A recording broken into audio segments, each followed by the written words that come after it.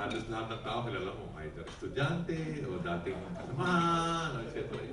So, anyway, in terms of housing, I have 8 months experience. Marami kayong alam sa akin sa banking. In case of banking, I have about combined mga 20 years experience.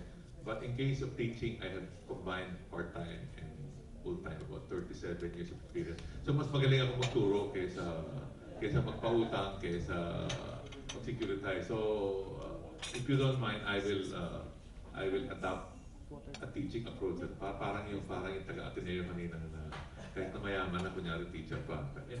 Okay. The topic that was assigned to me was supposedly innovations in financing, including securitization. Okay, siguro innovation, meaning bago siguro sa Pilipinas. But these 3 items that were assigned to me are not really new in the other parts of the world. So let's take the first one. Securitization is really basically fixed income, yung debt, which is significant portion. Let's just take the US. Even after the subprime crisis, very depressed na yan. When I look at the figures yesterday, the mortgage-backed securities is about 26% of the US market, fixed income market at present. Fixed income is different from equity, it's different from the market that the BSP and ACMAN were talking about. Kasi essentially, ang financing kasi is essentially the banking, and sa Pilipinas, malaki yung government corporation na SHDA. That's one segment. There's the fixed income market and then there's equity. In the Philippines, it's roughly almost one-third. Sa abroad, mas malaki yung fixed income market. Yun ang biggest. Second, yung equity, halos pareho ng banking. Anyway, so let's just say, yung sinabi ko, yung at the depressed level ng US, 26% yung mortgage-backed security ng fixed income. So let's try to project that to the Philippines using that number. When I last looked a month ago, nandito ako a month ago, niro-roadshow namin yung MBS, yung different hotel lang. Ang sinabi ko, yung current level ng fixed income sa Pilipinas is 3.2 trillion. Kasama yan yung 80 billion ni Ramon Ang, etc. yung mga all the other banks na FTC, etc. So if we assume the same level for securitization, 26%, 1/4 of 3.2 trillion, it should be about 800 billion. Ang sabihin nun, even at the depressed level ng US, ang significant portion is mortgage-backed security. So kung iyan lang sa Pilipinas yun, ang ibig sabihin, kahit na yung 2023 to 2030, kayang-kayang financing, kasi 523 billion lang eh. So kung yung 1/4 ng fixed income market is mortgage-backed security, dapat may 800 billion tayo. Ano ba ang total natin yan? 2.6 billion. Yung 2 billion ni Jopet, at saka yung 600 million ni Daisy. Wala ako doon. Ako na teacher lang. So anyway, siguro definition muna, teaching. Ano ba yung mortgage-backed security? It's essentially a play on the secondary mortgage market. Ano ba yung secondary mortgage? I guess, let's look at primary muna. May primary, familiar kayo lahat sa mortgage. Mortgage is essentially, ang most common characteristic of mortgage, it's very long term. Kasi yung asset side mo is a house, long-term asset, therefore, ang liability is long-term liability. Kaya most of this loan, even the shortest, it's about 10, but mostly, even in the Philippines, it's 20 to 30.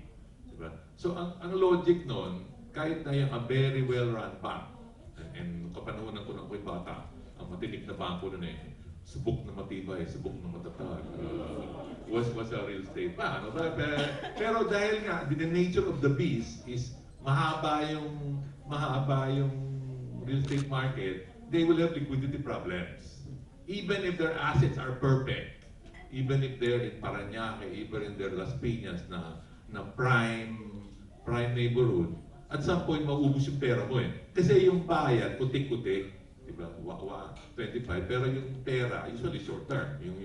That particular bank, ang kanilang deposits were really for small market. Ang mga branches nila malapit sa palengke, so very short term, ang mga puta na pala. So even if prime yung asset, temporarily nagkaka-liquidity problem sila. Pero because nga maganda yung asset, every few years, binubukas ulit sila ng PSP. Nasara na naman sila ngayon, I'm sure another few years, mabubukas na naman sila. Kasi naiipon naman nila yung pera nila, may ipon, then pupunta sila sa court, sabihin may 5 billion, bukas nyo lang kami. So yun ang logic ng primary mortgage market, mahaba. So kaya importante, meron kang secondary mortgage, which is another word for securitization. So ano yung securitization? Yung kaibigan kong mas magaling mag-explain sa akin, ang pangalan niya si Professor Vic Linglingan, who's now with the MCI. Ang ginamit niyang explanation is something called STM. Hindi yung religion ni Tom Cruise. It's not Scientology. It's STM is separation, transformation, multiplication. Yung separation, kukunin namin yung loan ng isang bangko, kukunin nila yung bangko. And then by magic of financial engineering, nata-transform siya into marketable securities. And then once it's marketable securities, if you're very efficient in your marketing, you can multiply it several times in a year. So what am I saying? Kunyari, yung kaibigan ko si Len at si Ahmad, kahit na nagbo-volunteer ako, di ba ako pinapansin, assuming na tinanggap nila yung aking services. Ang current efficiency ko ngayon is about 2 times a year. Na-prove ko na that I can do a securitization in 6 months. So sabihin sila, sige, securitize mo yung 50 billion namin kasi lahat ng good nasa amin, lahat ng bad nasa Trick Bank. So, pwede kong maano yung kanilang, so tatanggal ko yung magre-reserve ako ng So sabihin mo na lang 49.5, If I'm able to securitize that, yung kanilang 49.5 na maghihintay pa sila ng whatever years na bago nila makuha, within 5 to 6 months, I can transform that into another 49.5 na pera na pwede na naman nilang pautang. So theoretically, yung kanilang 49.5 magiging 90. Diba? So yun ang logic ng securitization multiplier. Gusto kong magaling ako, kanina natatawa si Paul kasi once upon a time somebody used the number 16 as a multiplier. I checked on the website, yung kanilang 2004 to 2010, ginagamit nila yung 16. Where did 16 come from? Kasi in most countries, yung lumalabas kanina ng 3.2, it's actually 2. I don't know, magaling tayo 3. But in most countries, it's about 2 yung housing multiplier. Nagiging 16 kasi yung mga magagaling mag-securitize, they are able to do it in 1.5. Kaya they are able to do it 8 times a year. Kaya 16 is because it's 2 times and then multiply mo by 8, nagiging 16. So if your housing finance market is very good, you can actually do 16. Okay, bakit hindi tayo magaling? Yan ang obligasyon natin lahat. BSP, kasi, teacher ako, mahilig ko sa research. So nung bago ako, pumunta ako sa Washington, where Fannie Mae, Freddie Mac, and Ginnie Mae is. Yun yung mga counterpart ko sa Amerika. I also watched sila Daisy, ginagawa nila yung aming first conversation. Okay. Ang tagal namin, they're able to do it in a day para assembly lang sila. Pag pumasok yung loan ng umaga, by 3 o'clock in the afternoon, they're able to try and see it. Masasabi na nilang securitizable, needs a little bit more seasoning, konti paminta, konti asin. And the third is no-go. Hindi pwedeng securitize, bigay mo sa Trick Bank or whatever. So, why are they, pick up ko lang yan, director, hindi ko I'm picking up from this guy, whatever it is, I don't know him, I just met him today. Ganon. But ganon din siguro ginagawa, bibigay nila sa bako. Okay, bakit ganon sila kabilis? Okay, step 1, yung form na tinitingnan nila, kay Pag-ibig yan, kay Trick Bank yan, kay pareho. Parang letter of credit, yung mga bankero sa inyo, the letter of credit, meron tayong UCC, di ba? Na any LC issued by any bank in the world will follow a certain format or follow a certain convention. So yung formula, pareho. So yung analyst ni Daisy kasi, depende kung saan nang galing pag-aaralan niya pa, asan yung loan value to, asan yung nag-iiba. So mabagal yung takbo. Kung tayo lahat, kukuha tayo ng karayong at lalagyan yung dugo at magpipirmahan tayo. Number 1, we will adopt a form developed by central bank at pare-pareho lahat tayo so that pag si-securitize, bibigay mo sa Pag-ibig, hindi na sila paghahanap, asan dito yung age, asan dito yung collateral value, pareho, bibilis. Okay? So yun yung step 1. At least nababasa nila, alam nila sa paghahanap. Ano ba yung hinahanap nila? So, usually, tinitingnan niyan yung mga loan to asset value, di ba? Importante yung value. Paano natin ginagawa yan? Si Daisy, papadala ng appraiser, lilipad sa ganun, matagal. Tapos, meron silang mga formula. Sa States, pupunta lang sila sa, and this was done 20 years ago when Trustee Lopez and I had a business in Las Vegas. Naghahanap kami ng ilagay mo lang yung zip code. Ang zip code kasi state, mayroong 5 digits, like my mother's 91254, but they have a sub-zip code na 4, lalagay mo, which brings you to a 10 block area. Kung mai-enter mo lang yon, you'll be able to using, makikita mo na yung approximate value of the property. So kung may nag-apply na form na alino, nakita mo yung zip code, enter mo, alam mo na more or less reasonable yung valuation ng property. So again, mabilis yung valuation. Itong taong to pala, supot ko to, gano'n.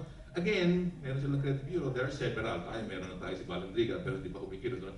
Pero doon sa kanila, may TR daw, enter mo, kung subsidi mo, moral sabihin sa'yo, yan si Ahmad, ako, pala subas yan, government yan, ganyan lang. Si JJ, milyonary yan, pautang mo. More may code sila, makikita mo na. So, ang point ko lang, yung initial step that we take 2 to 3 weeks to do, they're able to do in maybe 2 to 3 minutes kung mabilis silang mag-type at kung mabilis silang So we have to work on those. And then as you go farther down the road, yung mga ni Junie kanina, yung mga guarantee, mga SEC, medyo matagal, yun ang aming tax exemption, ganun. Yung mga counterpart ko, they don't need to go to SEC. They are federally guided, they don't have to go to HGC, etc.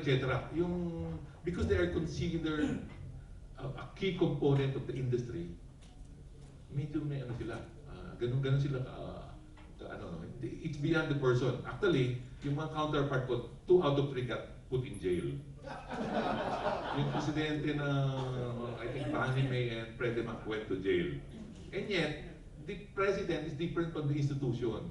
Kahit na nakulong yung presidente, pinandiyan pa rin ng gobyerno yung mga institution. Because the institution important. Magagaling din po yung aking mga pinalitan.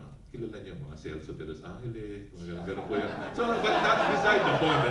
Ang importante po yung NHMFC is much greater than the president. Sana, mabalik yung mga, buuna po kasi nung ginawa kami ni President Marcos, tax exempt kami, gano'n. But slowly down the road, imbis na na-strengthen kami, na-erode yung power. Kaya ngayon, it takes us 4 months. My counterparts are able to do it in 1.5 months. So that they're able to do it. So, I'm saying, if we want to do securitization, dapat sama-sama tayo. We want to make sure that the internal procedures are the same. Central bank will be very strict. Yung mga loan to value. So pag pumunta ako sa trip bank, makita ko, ang rating niya is 4. According to Director 4 daw ang maganda sa counter rating. Hindi ko natitignan yung kanyang mabilis na yung processing ko nung loan. So we will reach the ultimate. That's securitization. It's part of the fixing up. Potential market sa atin is 800 billion. Kaya, even up to 2030, we're able to develop it. Okay, that's one. I was also asked to discuss yung REIT. REIT essentially it's real estate, but it's equity-like. It's equity-like in form. After may batas na tayo, etc. Kaya lang nung dumating na yung ang problema sa batas, may batas, there's something called IRR. Minsan yung IRR, parang napakalayo sa batas. Pero kalimutan natin. Hindi naman ako mga ni Banchan or whatever the name of your good friend is. I'm not going to lecture to give it or the eventually, ang ganda naman ng IRR, pwede rin palitan. It's like a loan na mahirap. So, magdasal tayo, pag nag-investment grade na tayo, baka palitan. Pag investment grade na tayo, iba na yung mga taxes. How big ba yun? According to President Hans Sikap of yung May 27 conference, sinabi niya, ang potential, yung 2013 lang, magkaroon tayo ng REIT. Which is also real estate, but equity naman ng form. Sabi niya, potential market is 2.4 billion. 2.4 billion times 100 billion. Malaki lang rin yun, di ba? So, essentially, that's also some influence. So, where are we now? Number one, may tatlong problema yung mga malalaking ano, patayo nila mag Number one, yung pag-transfer ng asset doon sa, it is essentially just a mutual fund, imbis na bond, or real estate asset siya. Ano? So, maganda. Kasi may mga tax advantage. Ano? Bakit ayaw lahat pumunta doon sa potential? Kasi nga, there's three reasons. One is, the first step is yung transferring of asset now to the SPV, which will become the REIT after IPO, will be charged a tax of VAT. Ano? And then yung second, dapat daw first year 40% owned by the public, by the third year 67%. At sabi ng BIR, dahil hindi kami siguradong 67% kayo, dahil actually there are a lot of companies now na dapat nag-release ng 20, hindi pa nga, magre-reverse nga sila magpa-private. At baka ano lang to, in the meantime, lahat ng tax na nasisave nyo, i-escrow nyo sa bangko hanggang makita namin kayo'y magsi-67%, sa kanya matatago yung ano. So yun yung ano. So iniisip ko, ang importante kasi, as a teacher, no, there's a theory and there's a practice. Ano. Dapat siguro makita natin, number one, totoo nga bang maraming papasok na foreign, ano? At totoo nga bang it will work as it is, ano? Kasi kung tatanggalin mo yung IRR, the concept, it should be like the other countries, ano, where they transfer is tax-free, yung income is tax-free, very small, and then pagpasa sa kamot ng tax. So iniisip namin, and I'm planning to propose this at the next HADSI meeting, Director JJ support me. We will replicate the ideal. Ano? Ang ideal kasi dapat i-transfer yung asset from the owner of the asset to the SPV na tax-free. Siyempre, di papayag sa generalis yan. Ano? Unless you use certain vehicle na tax-free. Ano yung mga tax-free sa Pilipinas? Yan, si Akman, tax-free yan. Bago lang. Si Bernie Vergara, magandang lalaki, tax-free rin. Di ba? Si Mr. De Quiros, gentleman, kamukha ko, medyo stately, tax-free rin, ano, etc. Pesa, tax-free. So, we're thinking, maybe we can get all of this handsome and gentleman, maganda, na mag-donate, mag-transfer into an SPV, which we can then set up na, imbis na, dahil lampasan nga natin yung 40 kasi initially gawin natin 51.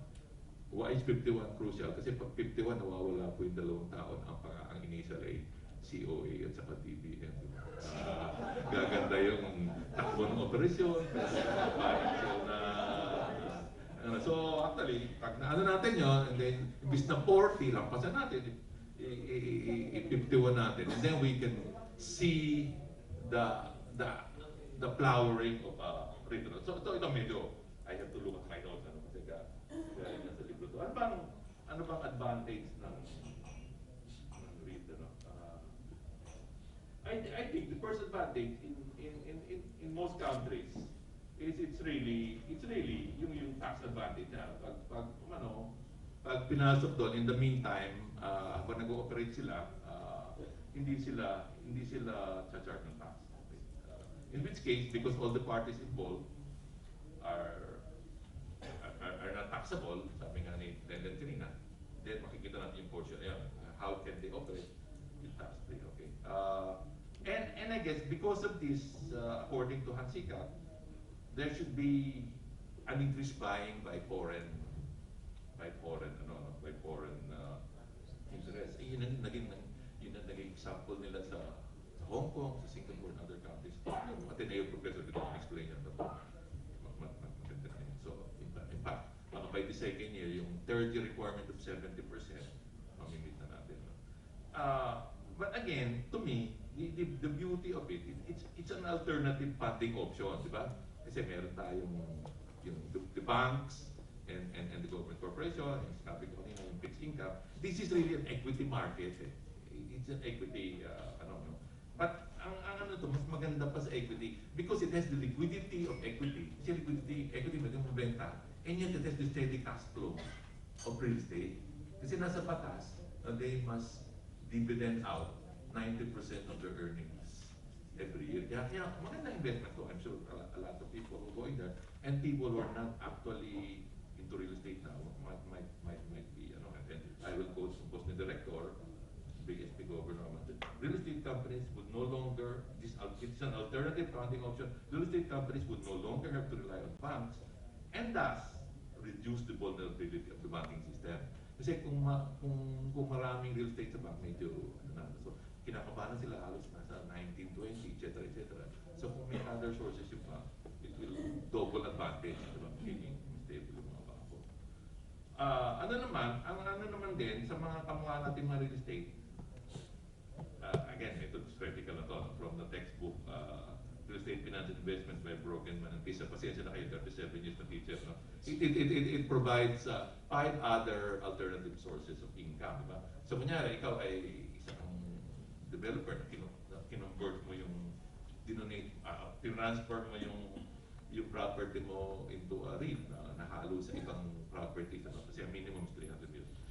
Number one, you have source income number one. You can grow the income from existing properties. Kasi may synergy yun eh. Kung may katabi kang gano'n, isa lang owner, magkakaroon ng so you can grow the income from your own existing property that's now part of the REIT. And then, yung REIT kasi, it has both a property manager, it also has a fund manager. Kasi hindi naman lahat ng real estate. There's also buying and acquisition. There's also income from acquisition, from your fund manager. And there's also, obviously, you have a good property manager. Meron din ka income from development. And then there's also income from provision of services. Meron, pwede kayo magsingil ng property management, development services, services to tenant, etc. Doon sa book, pwede ka rin sumingil ng kanina, yung PLDT, yung mga ganon. Service to tenants. And then, at the end, there is what they call income from financial engineering. You can use leverage to maximize your, to maximize the return, di ba? ROEs, ROA times leverage, etc.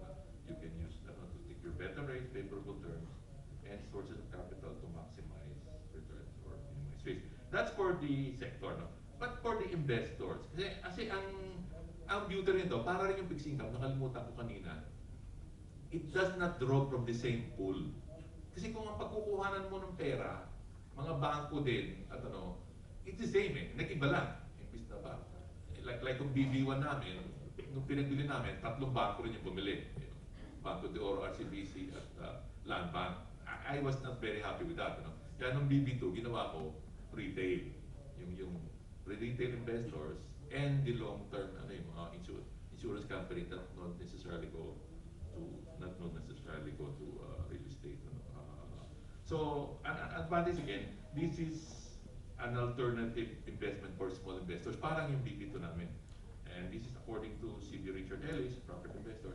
It will democratize ownership of properties since even small investors can participate in large real estate properties and projects. So imagine mo kung kasing hirit ka lang ni Ahmad, paano ka makakabili ng isang shopping center? Si JJ kaya yun, But if you go into a REIT, specializes in shopping center, pwede mong sabihin, yung pintuan ng SM, sa akin yan. O yung bintana ng yan, sa akin yan. So theoretically, you can participate in okay, that's one. It also allows, like I said earlier, dual benefit of increased liquidity of a listed equity investment coupled with steady cash flow of real estate property. Kasi certain investors, like yung widows and orphans, they like equity, but they also like yung income every month. But the equity type naman attracts the young BPO employees who would like yung possibility of rapid capital appreciation. Mag-invest na lang sila doon, imbit na bibili sila ng Samsung, iPhone, iPad, etc. Wala namang and parang sa cooperative naman sa land bank, kasi kung malaki, the pooling of properties allows the hiring of experienced property managers and fund managers. Papansin namin sa land bank, pag malaki na yung cooperative, nakaka-hire na kami ng mga magaling manager. Ganun din ang nangyayari sa kung 2-3 lang yung building mo, unless kilala mo si Tony Melodo, hindi makamanage. Pero kung nagpupul kayo, pwede ka nang mag-hire ng mga Richard Ellis, ng mga Junie Santillan, and so on. At yung mga magagaling na manager. And yung mga technical na, yung mga portfolio manager, it provides a new asset class for more efficient portfolio diversification by institutional investors. Kasi ang logic kasi ng portfolio management, is dapat iba-iba yung asset classes mo because they have different correlation coefficients. So pag tumataas yung isa, bumababa yung isa. So if you have a new asset class, it allows you to diversify your portfolio more so you are able to break the basic rules of finance. Kasi usually ang basic rules of finance 101 is the higher the risk, diba? The higher the return, the lower time. But if you have portfolio diversification, you can somehow break that and save the time.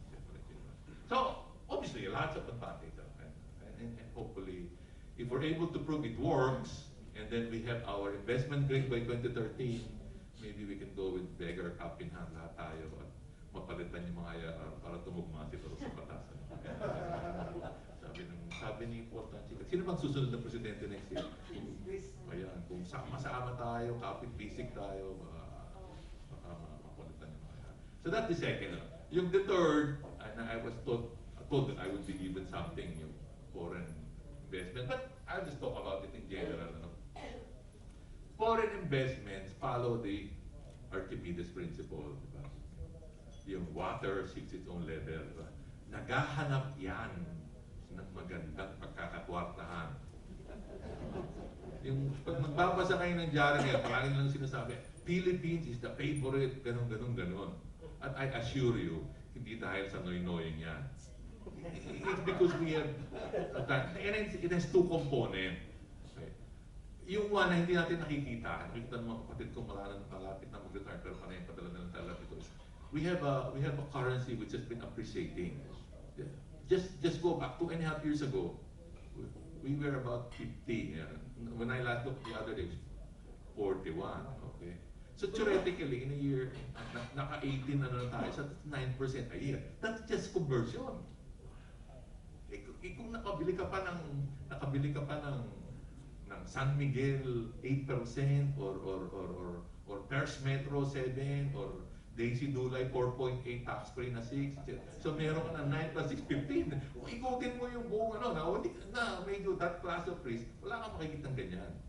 So I'm assuming that if we're just able to be a little bit more relaxed in terms of foreign investment regulation, kasi from first-hand experience, napakahirap kung gamitin yung pera na binibigay na sa'yo. And I will tell you a story, and this is a true story. Once upon a time, there was a small black mayor who ran a big successful city. He was being given very cheap ODA money to do some socialized housing. He managed subprime, below sub-LIBOR, okay? Well, I think it was 1.5. Okay, I was a consultant at that time. So, ginawa na namin yung aming financial engineering. Sabi ko, $1.5 na ibibili ko ng RP fund ng 7. So, tubo na ako ng 5.5. Para walang FX risk, gagawin yung RP fund, gagawin kong collateral, hiram ako ng peso, tapos yung peso yung pautang ko, etc. Gawa na yung plano, alahin na namin. Aba, lo and behold, somebody said, meron ka na ba ESB approval? Tala kami doon, glad ko si Diwa, ganun mo, may bende. Nandiyan na, meron ka na ba ICC, whatever it is that you do? Buti na lang, yung dating ito, professor dati sa so you go to Romineri and you play bridge for 2 days, eventually you get approval. Ando na. Meron ka na bang DOF guarantee? I don't need a guarantee. I'm doing my own editing. Aba, hindi pwede yan. So, at the end of the day, because this little black mayor was president of the opposition party, nag-mature yung perang, hindi. Yung isa ng bakanting loting nakikita nyo sa may Guadalupe Bridge, there should have been a very nice socialized housing doon. Should be a model. So what am I saying? Maraming foreign funds na interested in fact. I'm waiting sa ba? Next week ba? October 4. Gusto raw ilagay sa National Home Mortgage kasi magaling daw si Daisy. Pero I assure you, yung mga boss ni director, yung mga ganun. Naku, pahihirapan yung simple, di ba? Yung simpleng bibigay na pera at i-invest mo, napakahirap yan. So, sana para tayong Hong Kong o para tayong Labuan Island or Cayman Island o na medyo. Pero siyempre, may mga pros and cons. So I'm saying, sure, the third option that was assigned to me na foreigner, it's there, we're in a very good shape. But unless we're able to take away some of the strings, some countries they have what they call sub-sovereign loans now. Meaning if the credit rating of a particular ultimate borrower, like yung syudad ng maliit na maitim na mayor was at times here, AAA, ganun. Hindi na dapat nire-restrict ng mga sovereign. Dapat wala na siyang mga sovereign guarantee, etc. Or kung meron kang successful BOCC, like BSP or Pag-ibig or even yung maliit na NHMFC, binibigyan. Sana wag nang pahirapan, di ba? Na wala naman kami planong isingil yung foreign exchange adjustment like Meralco or the other utility. We will have hedging, etc. Kaya yun lang masasabi ko. Kung if we want to get money for housing, for foreign exchange, we have to make sure yung mga tinatawag nilang friction, yung easy entry of money. Hindi dapat masyado. Yun lang po, maraming salamat.